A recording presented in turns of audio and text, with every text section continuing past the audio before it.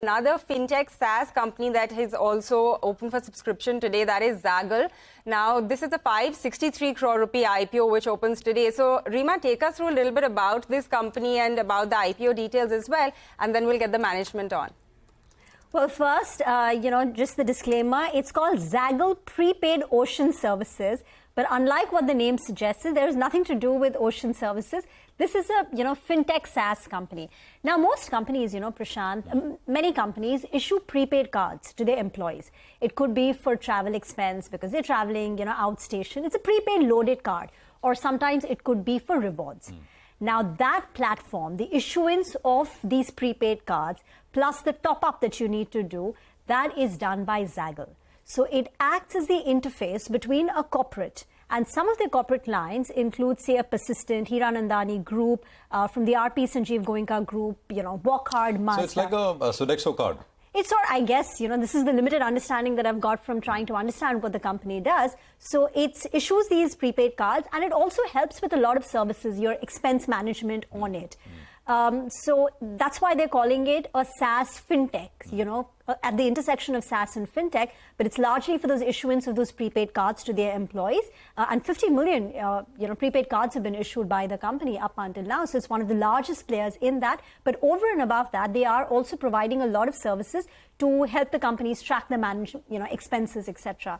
As Pavitra pointed out, they are raising a little more than about 562 crores in terms of the size, but it's a mix of offer for sale and a fresh issue. So if you look at the offer for sale, details, it's 392 crore of a fresh issue, and of that, 300 crore rupees is what the company is spending to enable customer acquisition and their tech spend. So that's a very large amount that they're spending out of the fresh issue, 300 crores out of the 392 crore for customer acquisition and retention. But let's get in the management to talk more about, this company, Zaggle Prepaid Ocean Services. We're now joined with the CEO of the company. Let me invite on Mr. Raj P Narayanam, the executive chairman of the company. Thank you very much for joining in. First, if you want to just tell us a little bit about the business model. I explained what I could understand, but you want to add some more color on how you're making money. And this 300 crore of fresh issue that you are going to be spending on customer acquisition and retention. It's a large amount. Yeah, thank you. Thank you so much, for inviting me on the show. Reema, first of all, I'll explain the name Zaggle Prepaid Ocean Services.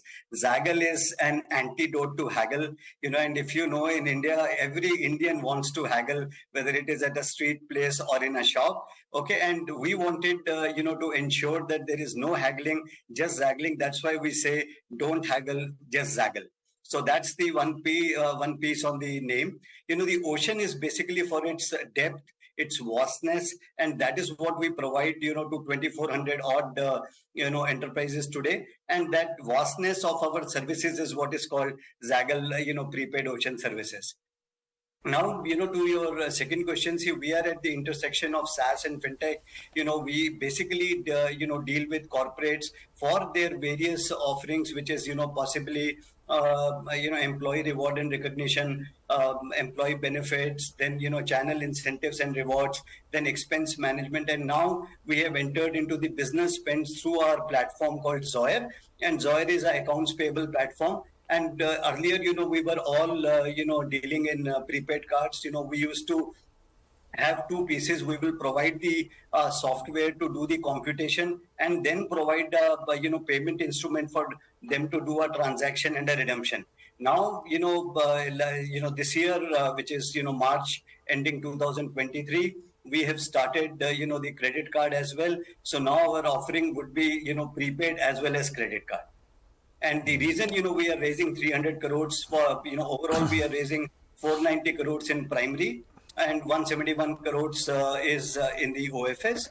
So, and why we are using 300 crores for, the customer acquisition and retention is that, as we are expanding in 2020, we had about 400 odd clients. Today, we have about 2,400 clients. From a revenue of 68 crores, we have grown up to, a revenue of 553 crores as of March, 23. So, and as we go on, if past is a reflection of future, you can very well understand what we'll do. Okay. Mr. Narayanam, hi, good morning. Prashant here. Sorry, so so the card that you offer, it's like a, for the lack of a better kind of comparison that I can think of right now, it's like a Sodexo card, sir? No, so, this card, so Sodexo has, their own card. We just compete with Sodexo in one category. Our card is a multi-wallet card. It has got 99 wallets in it. Just imagine that, let's say CNBC were to award you, reward you with a performance bonus. They were to give you, a meal benefit. And let's say you were traveling, to Delhi or any other place and your expense had to be reimbursed. All of that, comes into a single card. We have a single dashboard and we have a single app for the user. So user gets the app, corporate gets the corporate dashboard, and the user gets the card, to use and swipe it at any POS machine or virtually. Right. So, you said you compete with Sodexo, but in one segment, and that segment is food, meal benefits, and reimbursements. Right. And so you have you have the tax benefits, Prashant. You have the meal benefits, which is given in the OTR, and then you have the old tax regime, and then you have a lot of other reimbursements like attire, fuel, mobile, etc. All of that. So in terms of this segment, right, these prepaid cards, meal and how is it split up in terms of the usage? How big is food and the rest? Yeah, so food is about 8% of our business.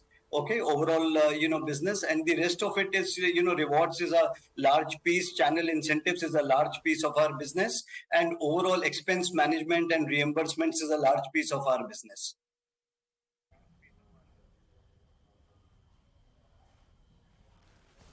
Okay.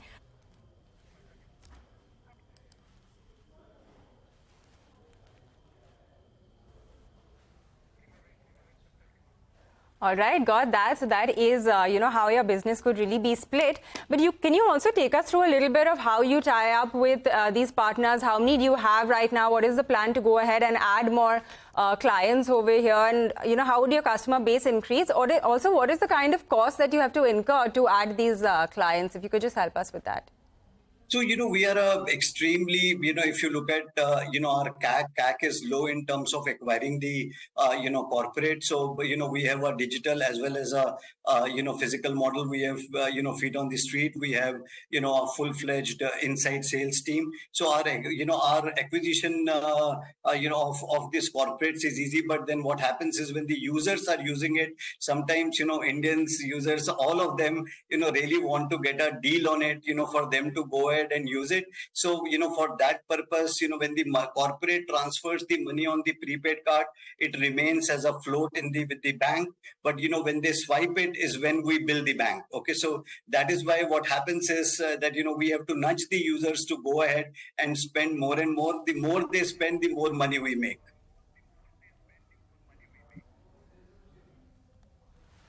You make company when the corporate first issues the card to the employee and then tops up every month. And you also make money when the employee spends. Is that correct? So, so there are two ways. So one is, we charge the, enterprises for using our software. So that shows, how much has to be loaded, to whom it has to be loaded, and how it has to be loaded. And, then it computes where the money was spent. And when, there is a transaction, when the user goes on to, let's say a store and, uses it there, is when we make a transaction income. So our two parts of our income is, SaaS. SaaS is when we charge them per user, per employee, per user, per corporate basis. And then, when they use the, card for transaction is when we make the interchange, which we bill to the bank.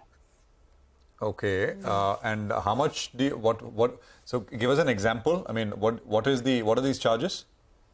So, typically our rack rate is 249 per user, per month to a corporate, and it is the corporate which pays for the users. And then, the interchange is roughly approximately about, 2%, 1.85 to 2% is the transaction fee, which is, called the interchange in banking parlance. So 249 rupees per customer per month. Per month? Per customer per month is our rack rate, and then as there is negotiation depending on how large is the customer. If it's a very large customer, then we'll bring down it a little bit, to maybe 149 like that. And if it is a smaller customer, less than 1,000 employees, we keep the rack rate on. So what is the average then? Is it somewhere between there? What is the average be about 180 odd bucks is how the average. And this 180 rupees you will make irrespective of whether. I mean, so if you issue 1,000 cards every month, you will make 180 into 1,000.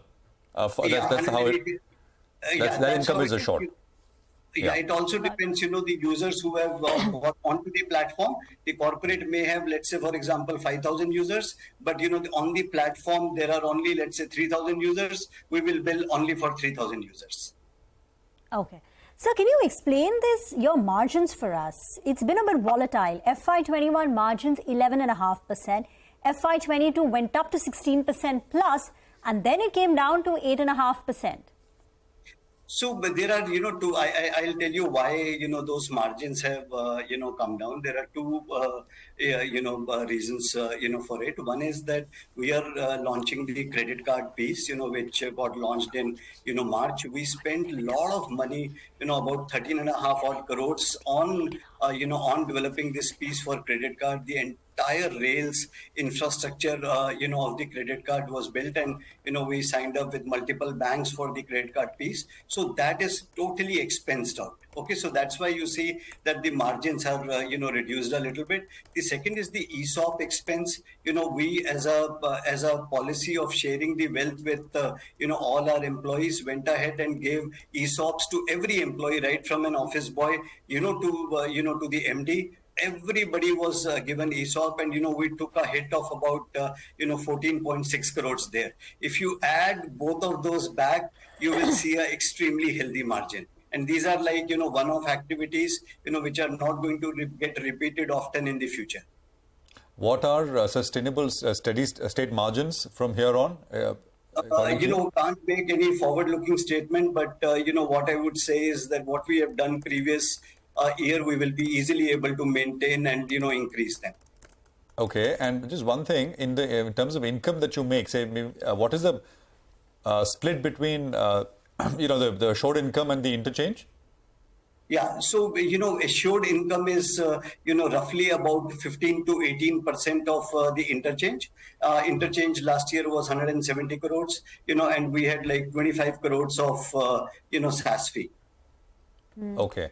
And just one point, how many cards outstanding, how many customers really in that sense do you have? Yeah. And what is the rate of addition that you've seen over the years, and what do you expect going forward?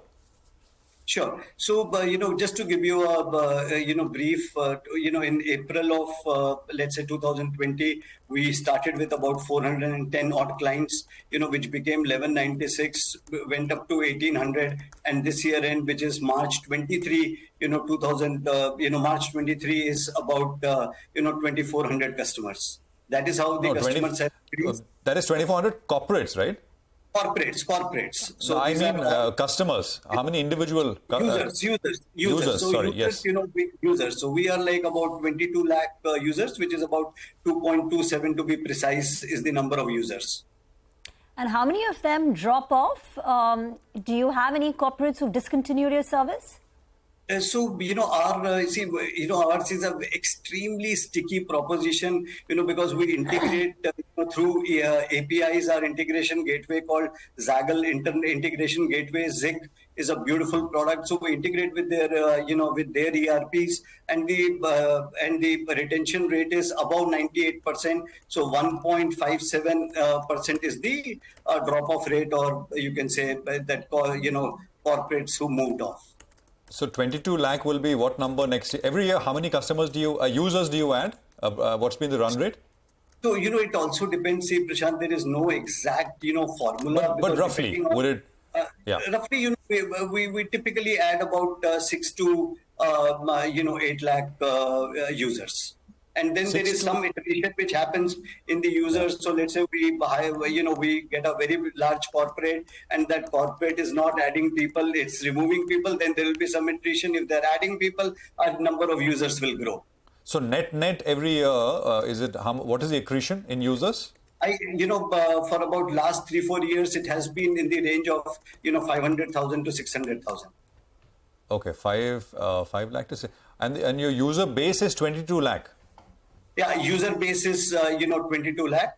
And last year was an exceptional year when we added many more users. But general, on an average, you take it as that about 5 to 6 lakhs users is what we would be adding. And you'll be able to do it. I mean, you'll be able to maintain this pace going forward as well. Prashant, This year, I'll just tell you that we are a highly capital efficient company. With just about less than 15 odd crores is what capital we raised, and we have been able to reach here. I'm a first generation entrepreneur. Imagine with the money what we are raising, what we will be able to do. Got it, and we wish you all the luck for it. So great conversation. Sorry if we kind of probed you a bit too much, but we were just trying to understand, the business. But good luck, sir. Thank you very much, and we hope to speak with you soon again, around the listing time. So thank you. Thanks very much. Okay, so that is the new IPO which is opening up. We hope that kind of provided you some idea about what the business is about and the overall picture, really. So unique business in that sense. And Reema, that's the thing, right? I mean, with so many IPOs, it's not. I remember a time when IPOs used to be, you could predict what the business is about. I mean, real estate or infrastructure or contractor but now it's kind of opened up. You have so many new sectors, right? New segments. And the way people are making money, right? So a lot of time is spent in now understanding their business model, what drives their financials, the P&L. But anyway, we've gone on for a